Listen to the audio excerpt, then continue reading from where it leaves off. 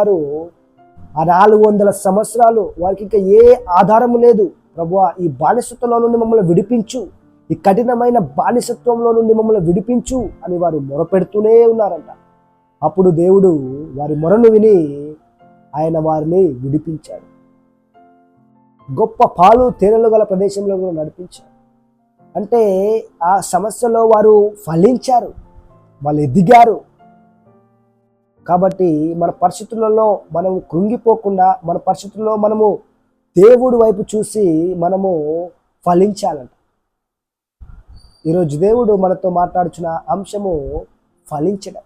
మనం బహుగా ఫలించడం ద్వారా, ఇక్కడ యోహాను 15:8 రాయబడి ఉంటుంది, మీరు బహుగా ఫలించుట వల్ల నా తండ్రి మహిమపరచబడతాడు.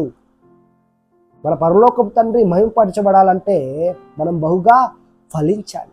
ప్రతి నెల